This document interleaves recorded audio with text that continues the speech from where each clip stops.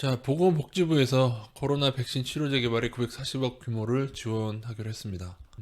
그런데 이제 그 종목도 이름을 보고 정말 깜짝 놀랐습니다. 여러 뉴스를 종합해 보니까 이 정도 종목이 지원을 받게 되는데요.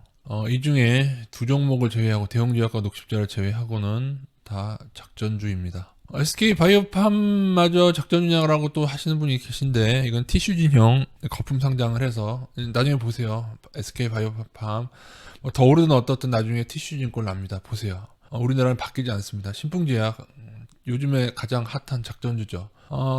진원생명과학 바이넥스 마찬가지입니다. 제넥신 셀트리온 이거는 분식회계 의혹이 있으니까는 말할 것도 없고 정부의 이런 지원은 5년 전 메르스 때도 있었습니다. 그러나 돈만 지원받고 임상에도 들어가지 못하고 다 유야무야 됐고요. 그때 셀트리온은 뭐라고 했냐면은 연구는 했으나 메르스가 자기들 개발한 것처럼 얘기해요. 그러나 이제 메르스가 조기 종료되어서 임상에 들어가지 않았다.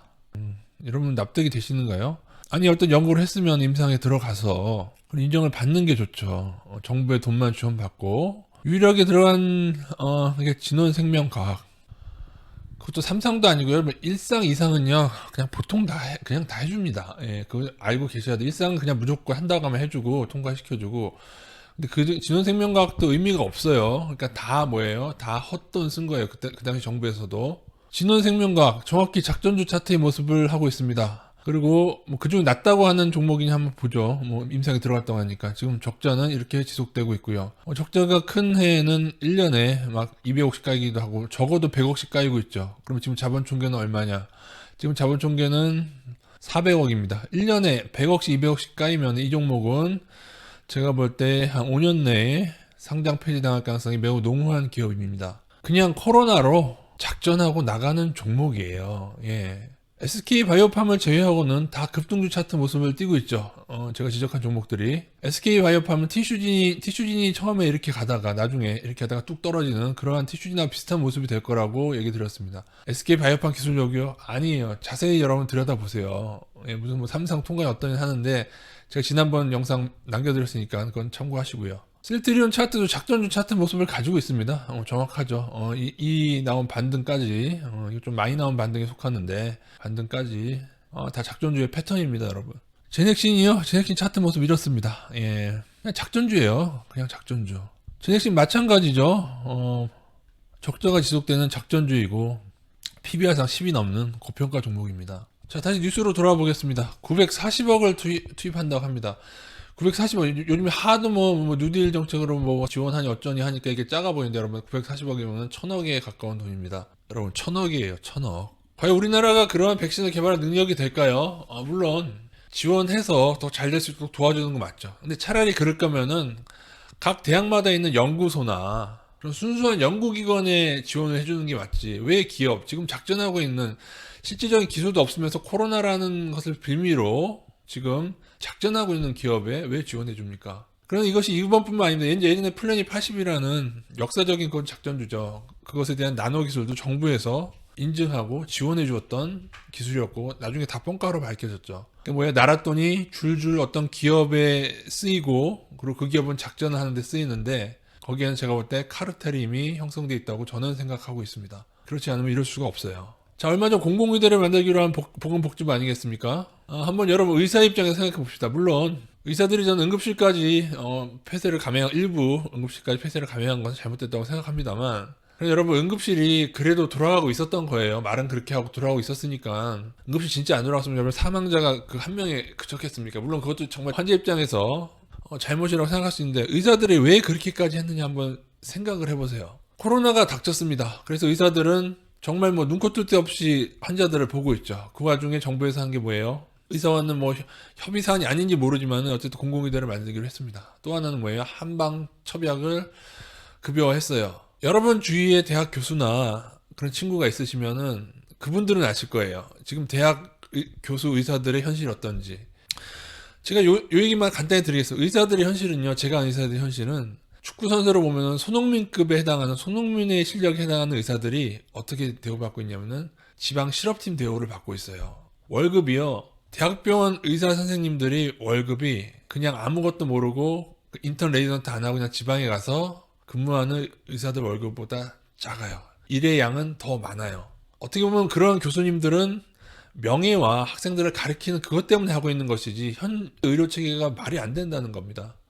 그러니까 간단히 설명은 이거예요. 여러분이 군대 다녀오셨죠. 여러분이 병장이 됐는데 이등병 일을 지금 시키고 있어요. 아니 어떻게 보면 여러분이 장교인데 이등병 일을 시키면서 월급도 이등병보다 작게 주고 있어요. 그걸 여러분 이해하시겠습니까, 여러분? 이 모든 것이 수가에 대한 문제입니다. 수가에 대한 문제는 여러분, 열린민주당에서는 그나마 주진영 교수님께서, 교수님이래. 주진영 선생님께서 열린민주당 의사법 어떻게 볼 것인가에 대해서 얘기를 했어요. 근데 여기서는 되게 그래도 문제의 본질, 이분이 이제 수가 정책에 참여한 한림대 의사 선생님이신데, 보건복지부에서 말도 안 되게 수가를 책정하는 거에 대해서 말씀을 하고 계세요, 여기서. 그래서 이걸 한번 보시면 여러분이 왜 보건복지부에서 비전문가적인 것을 가지고 수가를 책정하냐. 그래서 뭐예요? 내과 의사, 외과 의사는 지금 지원자들이 줄어들고 있는 실정이에요. 그러면 의사들이 수가를 올려달라고 할 때마다 보건복지부에서 뭐라고 했느냐? 의료보험 핑계 대는 거죠, 의료보험. 그렇게 돈이 없어서 수가를 못 올려주겠다고 하는 보건복지부에서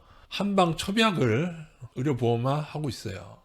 여러분, 코로나로 인해서 잔뜩이나 스트레스가 끝까지 올라온 의사들에게, 그리고 몇 년 전부터 걸핏하면 조금만 의료사고 생겨도 막 구속시키잖아요. 예전에 그 소아과 의사가 수액 사건 때문에 구속이 됐는데 수액에 문제가 있었던 거예요. 의사의 문제가 아니라. 근데 환자가 죽었다가 구속을 시켰어요. 근데 여러분, 소아과 의사가 주변에 아는 교수가 있나요? 저는 있거든요. 그분들의 삶이 어떠냐면은 그 나이를 보면은 그 사람 펠로우급인데요. 펠로우 전임이라고 하죠. 전임이급인데 그분들은 말은 교수지만 거의 레지던트처럼 일하는 사람이야. 즉 낮에 일하고 밤에도 당직을 쓰는 그런 사람입니다. 여러분이 존경하는 이국종 교수님급의 로딩이에요.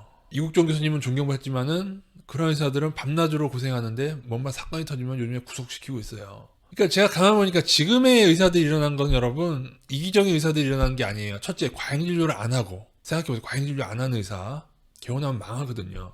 물론 과잉진료 안 하고도 성공할 수 있어요. 그럼 어떻게 성공해야 돼요? 환자를 진짜 1분 단위로 끊어서 10분에 몇 명씩 보고 그래야 돼요. 그러지 않으면 뭐예요? 과잉진료예요. 오히려 과잉진료하는 병원에 더 환자가 많다는 이상한 현실. 그래서 결국에는 보건복지부의 이러한 행태는 나중에 어떻게 돌아가냐면은 외과 의사 줄어들고 내과 의사 줄어들고 산부인과 의사 줄어들고 국민의 생명에 관한 의사들이 줄어드는 결과를 만들 것이고요. 공공의대를 실력으로 안 뽑고 뭐 만드는 것까지 좋다고 쳐요. 실력으로 안 뽑고 그 추천을 뽑는 게 그게 말이 됩니까, 여러분?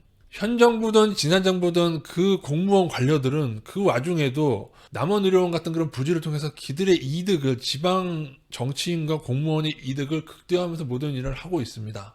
솔직히 보면요, 요즘에 제 주위 의사들 보면 불쌍합니다. 불쌍해요. 여러분이 뉴스는 뭐라고 떴는지 아세요? 뭐 1년에 뭐 5억을 버느시고 5억을 뭐 개뿔 5억을 벌어. 제 친구 교수되고 초임이 500만 원이었을걸요. 월 500인가 그랬어요. 그거는 이제 지방에 응급의료 센터가 있어서 갑자기 구하거나 정부가 지원을 받아서 무조건 의사를 넣어도 돈이 될 때 그렇게 5억을 부르는 거예요. 지방에도 5억이 어딨어요, 연봉이. 이 교수님 얼굴을 너무 오래, 이거 캡처했네요. 죄송합니다. 그래서 대구에 자원봉사하러 간 사람들 월급도 제대로 안 주고 막 그러더니만 940억을 펑펑 또 메르스 치료제 하듯이 또 쓰고 있습니다. 그것도 작전주에다가 940억이면은 코로나로 인해서 고생하는 뭐 방호복 벗지도 못하고 매일 땀 흘리는 의사들 치킨이라도 한 마리 더 사주십시오. 5년 전에 메르스 이렇게 하고 이거 뭐 개발한다고 하고 지들 소고기 사 먹었겠지 뭐.